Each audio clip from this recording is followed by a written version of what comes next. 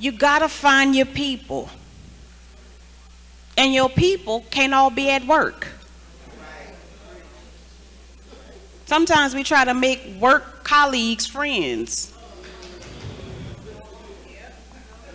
I mean, I'm not trying to make it personal, but I'm not here to be your friend. Like, I got a job to do. I'm friendly, but like, because what happens when the friendship doesn't work? The work suffers. Now the little people got to deal with you. Well, I'm not talking to her, but you need to talk to her because we got work to do. Like, what you mean you're not talking to me? Have a community outside of work. And that could be personal community or professional. I was talking to a young woman who's a teacher at one of the centers for Mrs. Wilcox. And I mentioned the importance of mentors. Having someone who you can trust your vision with and your goals, your professional goals. I am standing in front of you as, yes, I was someone who academically was sound, and so school was always a thing. But professionally, my career really took off because I had people who invested in me as a mentor. And so community and finding your people also means finding your mentors, coaches, things like that. Okay, so the third opportunity, and this is the last opportunity, and we're wrapping it up. So let's talk about institutional stuff. Stuff that in the workplace, because we said that wellness is everybody's job. So far we've talked about individually, what you can do to take care of yourself. We've talked about relationally in terms of how we play nicely with one another. Let's talk about institutionally what that looks like. So first, think about it. I want us to think about opportunities in two ways: policies and practices. So if you're going to have a culture of wellness, you have to see wellness as a matter of school policy and practice. It can't just be talk. It has to be codified. You have to put it in writing. You have to make it part of everything that you do, right? And so one place I would encourage, especially those that are in leadership, is to initiate informal and formal needs assessments. In other words, ask and listen to your teachers what they need. Don't just start doing stuff. Oh, I'm gonna bring in the massage I don't need that. Just give me one less meeting. We start doing stuff, right? Oh, they're gonna wanna this and that. No, can I not have to come in? Like, that would make me well. Like, I would feel so good in my neck if I didn't have to sit here and listen to you. Like, my neck would be great.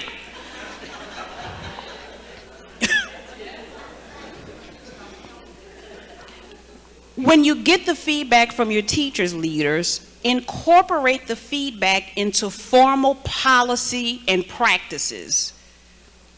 Don't just get their information and then use it to hold it against them. Because some folks will do that, right? Well, she says she don't. No. This is going to seem real practical. I mentioned some of it's practical, some of it's inspirational, aspirational. Mandatory breaks. Designated break rooms as teacher oases. We got to. People got to break. Or they gonna break. We have to mandate breaks, right? Make sure we have a space. Leaders, get creative. You don't need much to do much. Small is the new what? It might be a little small area with a candle, but hey, this is the room right here. This is what we're doing. Make sure that we're providing paid professional development opportunities. The research is telling us that a lot of the burnout is in part not only because of the physical stuff that we're dealing with, but you have teachers that are feeling burned out because they're dealing with behavioral issues that they don't have training and or experience with. And so professional development, bring the people on site, make it a staff retreat. We're going to do some training. We're going to do some laughing, some eating, right? Did I lose y'all, or we good? Okay. Policy, we're still there, right? I said two things, policy practices. I'm still good? Okay, all right. Benefits. Health and job benefits. Health insurance, that includes counseling. A lot of us can get mental health counseling through our insurances. Most insurance packages, I know, I understand there's barriers. I'm just telling you what I know, okay? We all have to figure out how to do this, but this is what we know, okay?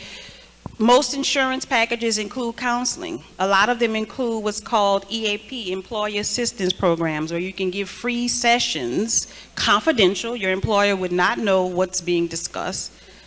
Counseling is good, y'all. There's very few places in the world where you can talk for 50 minutes and it's all about you. Right? Without somebody saying, girl, well, let me tell you. No, I don't want to hear what you're doing. You stressing me out. Stop talking to me. Leave me alone. Paid time off, vacation. These are all things as policy that we need to be thinking about. And then practices. School leaders, you should operate as models of wellness. If you want a culture of wellness, you want to see it, you got to be it. So it's important for you to model it. Integrate wellness into your meetings, into your classroom. We did deep breathing earlier, did we not? That's a wonderful way to start a meeting. Before you get into the business of things, y'all, let's just take a few minutes to deep breathe. Let's just check in. How's everybody doing? Are we good?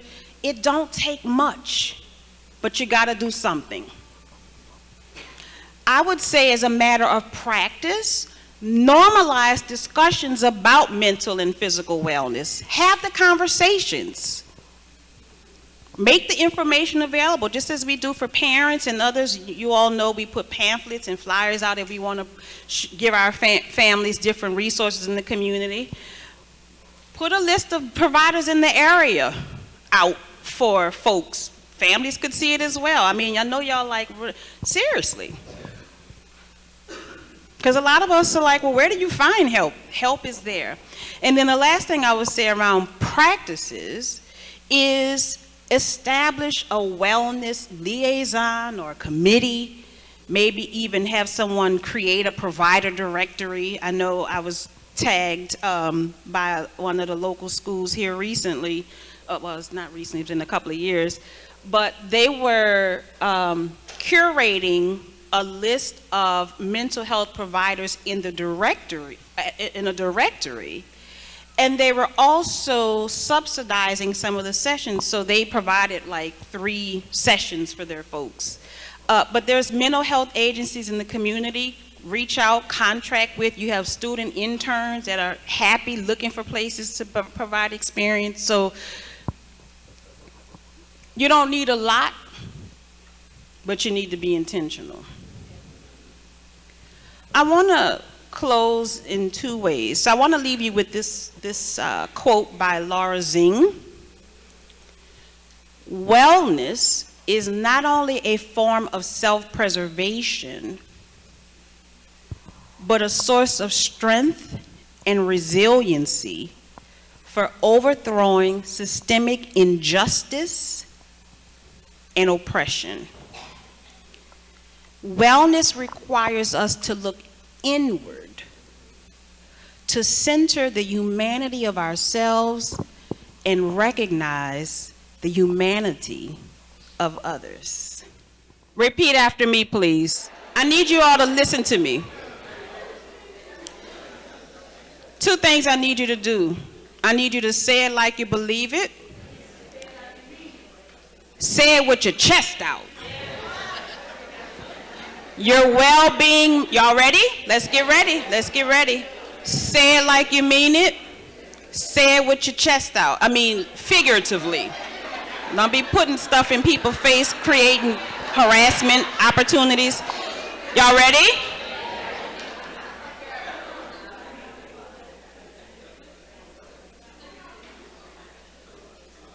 Y'all ready?